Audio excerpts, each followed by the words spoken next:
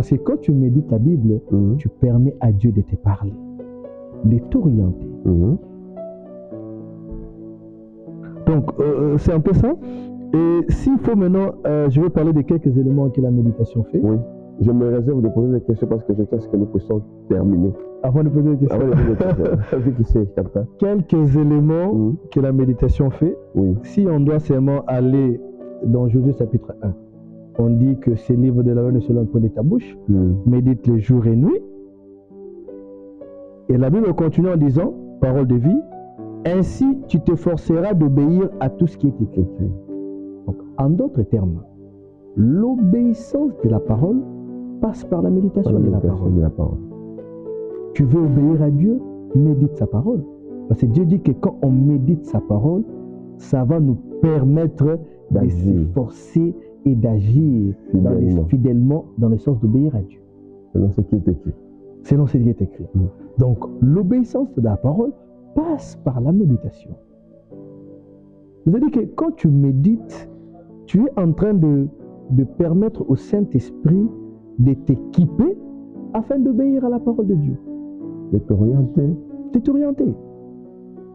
Donc, les gens qui ont du mal à dire non, je n'arrive pas à marcher selon les voies de Dieu, tout ça, la Bible, la méditation de la parole est là.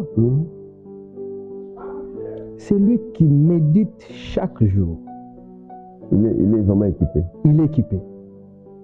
Parce que la Bible dit, tu t'efforceras. C'est-à-dire, pour obéir à Dieu, il y a quelque chose. Un exercice. Un exercice qu'on doit faire. Il y a une force qu'on doit dégager. Et tout vient à travers la méditation. Ouais, gloire à Dieu. Ok.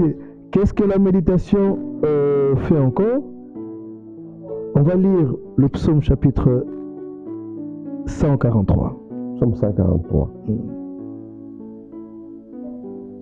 Je sens que quelqu'un sera béni aujourd'hui. Amen. Un ami de la Bible, un amour de la parole qui nous suit sera béni. Prenez votre bloc-notes, notez. Moi, déjà, je suis à la page. Qu'est-ce que la méditation? Amen encore. La deuxième activité. Oui. Psaume 143. On va commencer au verset 4. Verset 4. La Bible dit ceci. Mon esprit est abattu au-dedans de moi. C'est-à-dire, David est en train de passer des moments de trouble. Des moments de trouble. Des moments compliqués. Mon cœur est troublé dans mon sein. Et regardez maintenant comment est-ce que David veut pallier ou la solution que David a trouvée au moment de trouble. Il dit, je me souviens des jours d'autrefois. Je médite sur toutes ses œuvres. J'ai réfléchi sur l'ouvrage de mes mains. David nous fait comprendre, le psalmiste nous fait comprendre ici, que dans des moments de trouble, qu'est-ce qu'on doit faire? On doit méditer. Et tu médites sur les œuvres de l'Éternel. C'est-à-dire, par exemple, tu passes des moments là où tu es malade. Mais quand tu passes des moments là où tu es malade, tu ouvres ta Bible. Tu lis par exemple l'histoire de quelqu'un que Dieu a guéri. Quand tu lis ça, tu fermes ta Bible et tu commences à penser sur ça. Et dans ton cœur, tu te dis, Dieu, si tu avais agi dans le cas de cette femme qui avait la perte de sang pendant 12 ans. Moi aussi, je crois que ma situation, tu vas le faire. Amen.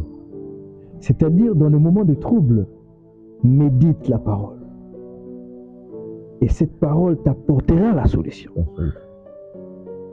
C'est comme Isaac. Isaac avait un problème parce que son père avait trouvé que dans la contrée là où il restait, il n'y avait pas une femme qui était digne d'épouser son fils. Jusqu'au point où il appelle son serviteur.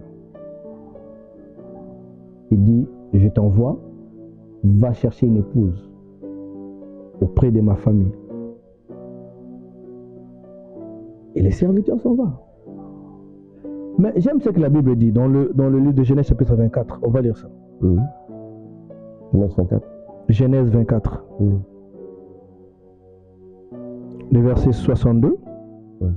La Bible dit ceci. Cependant, Isaac était revenu du puits de l'Aïkaï-Roi et il habitait dans le pays du Midi. Comme par le Midi, ça veut dire le pays du Sud. Un soir qu'Isaac était sorti pour méditer dans les champs, il leva les yeux et regarda, et voici des chameaux arriver. Isaac avait besoin d'une réponse. Son père était aussi troublé. Et la Bible dit, un jour, Isaac était sorti pour méditer dans les champs, le soir.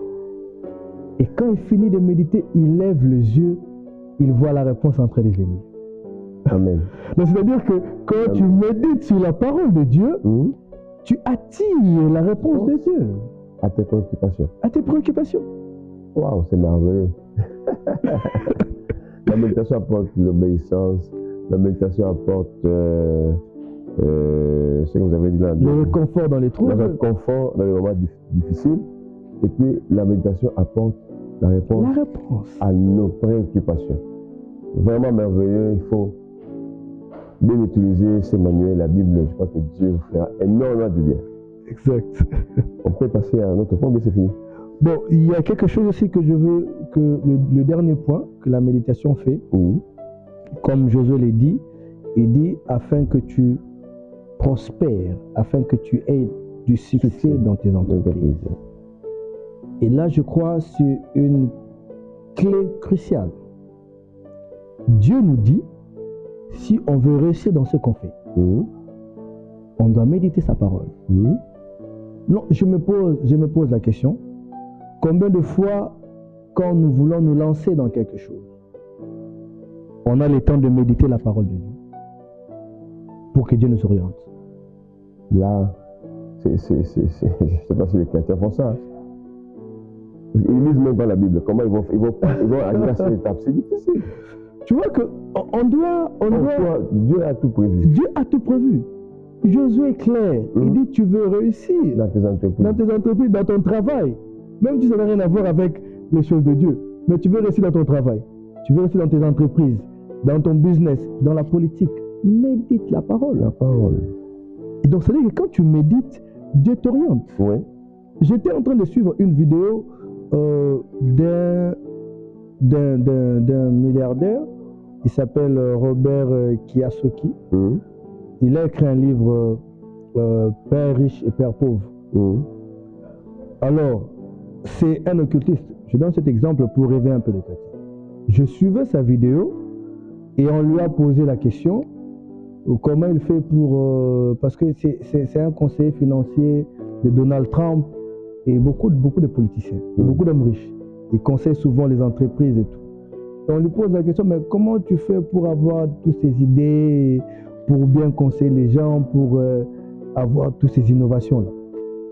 Et il était clair, hein? La vidéo en anglais, je vais vous envoyer ça. Je crois, mais il y a les sous-titres eux aussi en anglais, vous allez traduire. Et il dit ceci, moi, tout ce que je dis, tout ce que je donne comme innovation, comme conseil, je n'ai pas ça parce que j'ai étudié, j'ai fait de grandes études. D'abord, il a un peu critiqué le système de l'éducation et tout. Il a dit, c'est pas ça.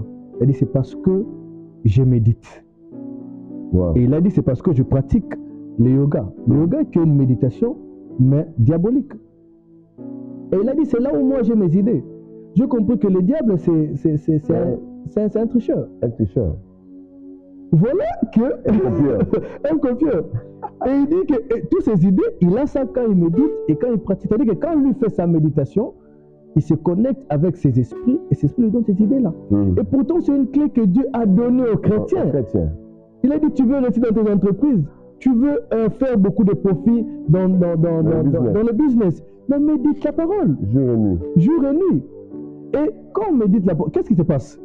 La Bible dit que la foi vient de ce qu'on entend, et ce qu'on entend vient de la parole de Christ.